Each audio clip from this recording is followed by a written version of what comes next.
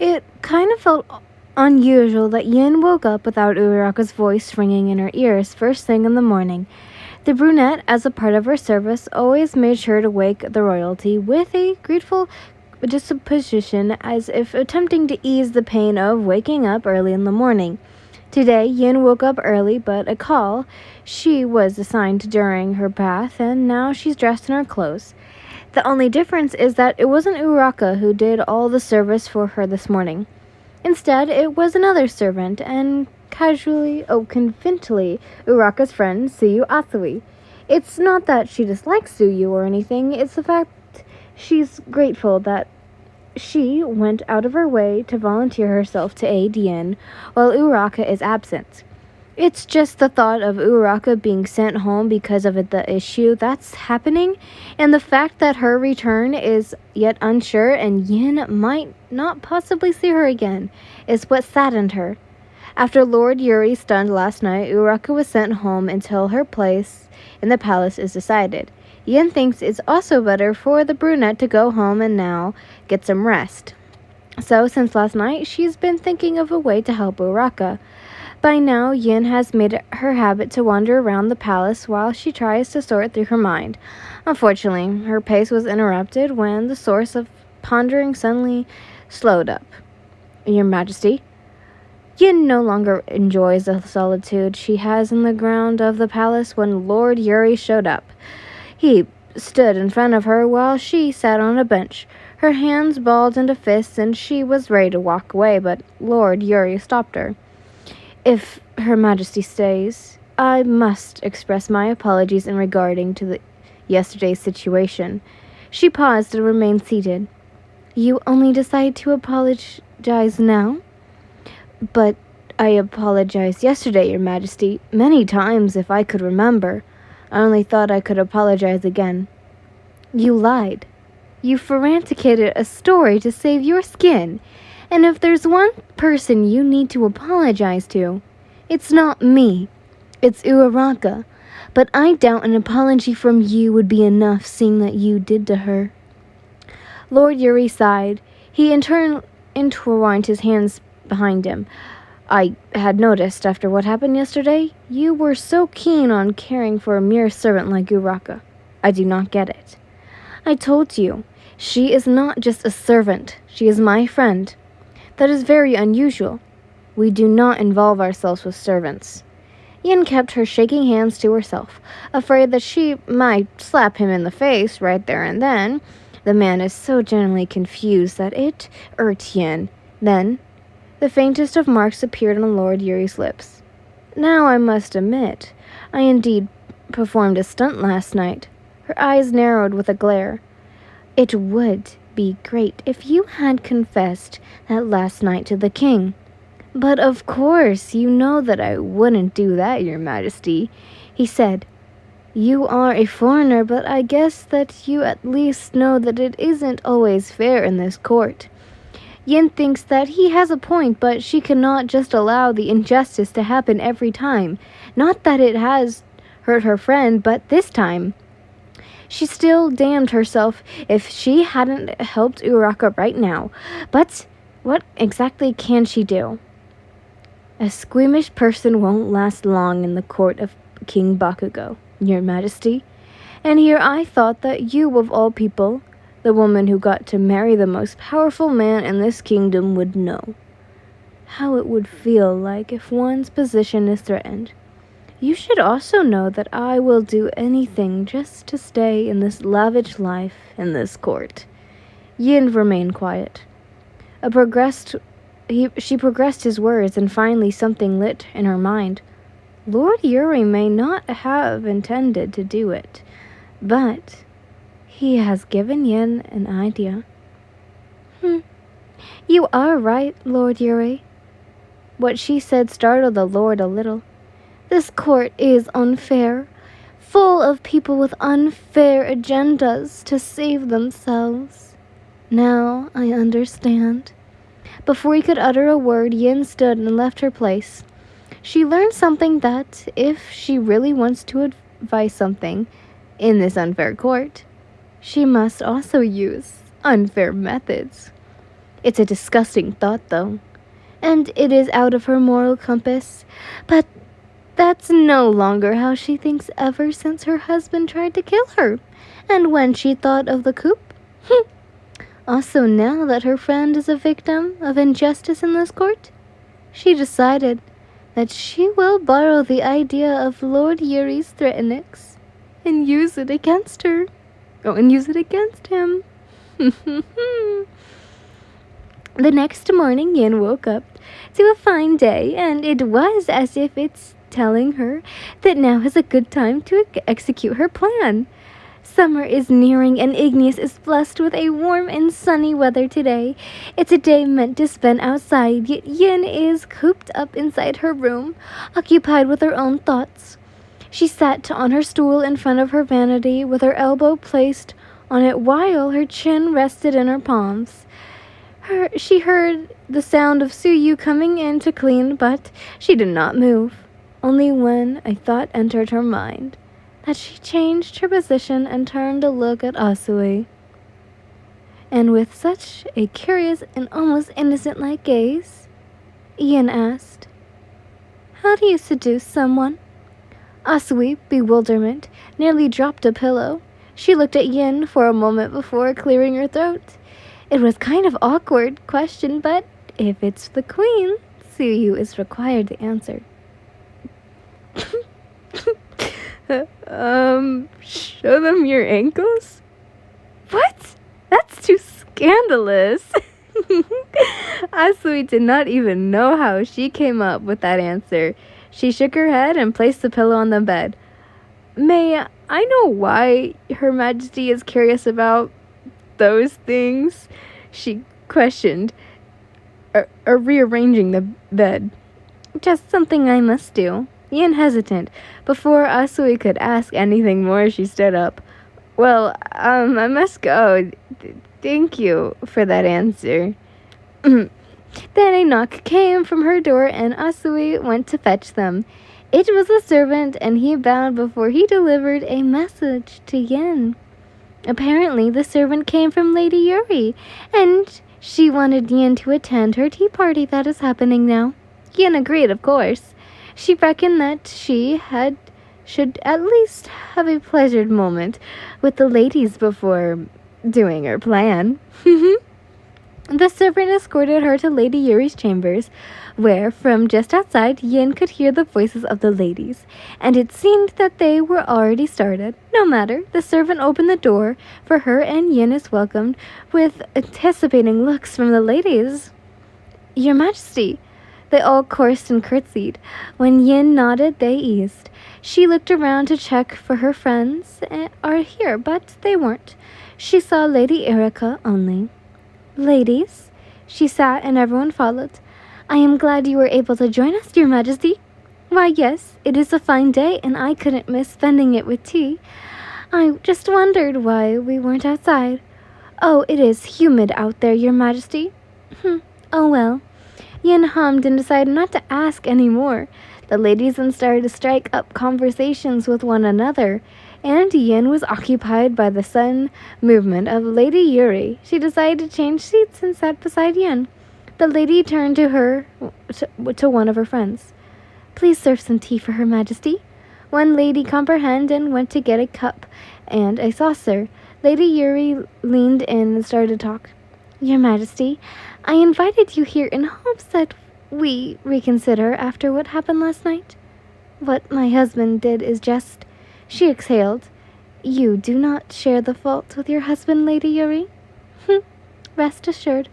"Oh, thank you, Your Majesty, although I still can't pick out the thorns in my heart upon hearing what he did. It is hurtful, but he is my husband, and I can't just let such humility happen to him." Yin raised a brow. The way that Lady Yuri said that last line was off-putting. It sounded like the lady is ready to do anything to save her husband's name. It was as if she hadn't felt sorry at all. Yin is now getting wary. The lady who came to serve her tea handed her a cup, and she grabbed the pot where she started pouring the tea. "I just couldn't get my head around it. What he did saddens me indeed, but there is anger I felt, Your Majesty, about the fact that my husband's name was slaughtered. Yin kept her eyes on Lady Yuri and the expression she makes. She forced to find anything odd. She focused so much that she did not notice that Lady Yuri filled her cup with so much tea that it overspilled.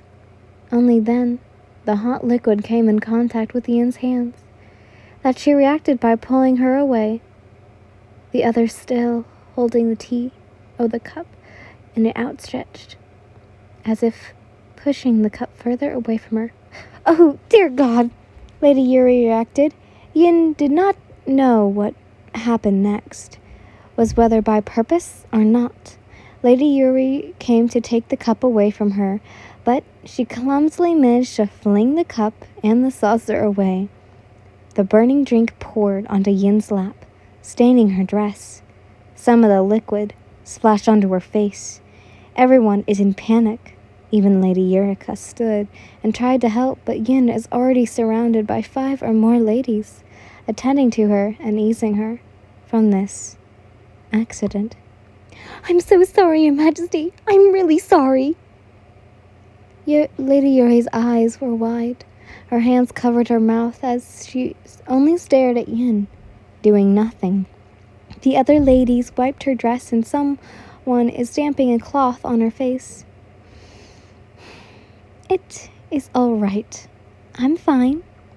Her reassurance wasn't heard in the middle of the haze the ladies were making. They were all saying something and asking if she was okay, but it all seemed so fake to Yin. It felt as if everything is staged. She realized it when she saw one of the ladies snicker and look at Lady Yuri. I'm fine now. It's fine. This time her voice is stern, and the ladies stepped back.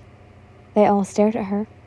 Their concerned faces, which covered their act, stable to crumble as they all looked like they couldn't hold their laughter anymore. And someone broke out into giggles, everyone following. They all looked at Yin as if she was a clown. Yin began to touch her face, and something sticky. She pulled her hand back to see there's a red paint on her finger. So, this is what they're trying to pull? Silly games? That's what it is to Yin. All pathetic child's play. Your Majesty, Lady Erica stepped forward, but she only stopped there. By now, the other ladies are giggling together with Lady Yuri. The leader of this act stepped forward. May this remind you, Your Majesty, that I despise the shame that you brought upon me and my husband. Yin stood up and faced the woman with a stern gaze. No, this is great. Lady Yuri is confused.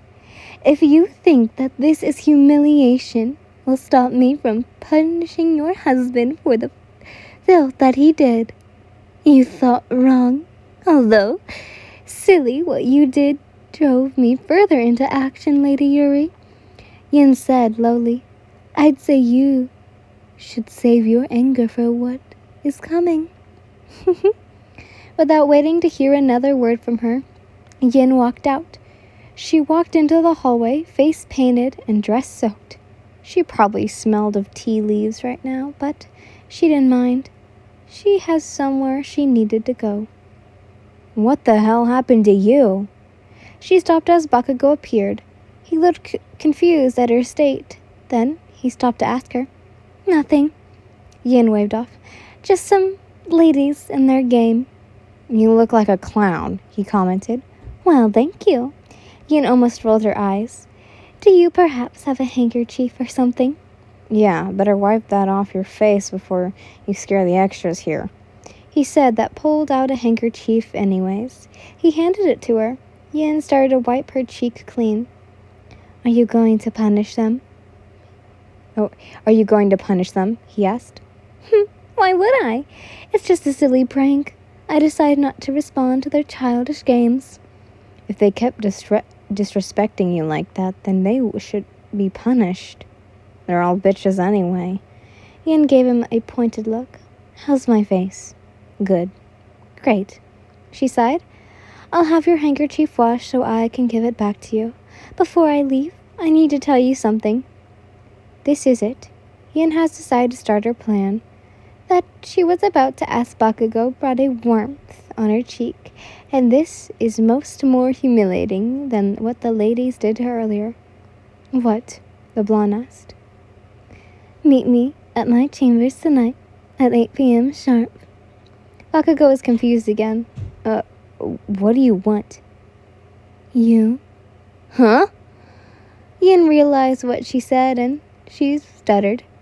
I mean, not you, but yes, you. I need to talk with you about something. That's fucking weird, he muttered. It better be important, 'cause I got a lot of shit to do, Sparkles. It is important. Just remember, 8 p.m. sharp. Yeah, I heard ya. Yin didn't know what else to say, so she nodded and walked past him.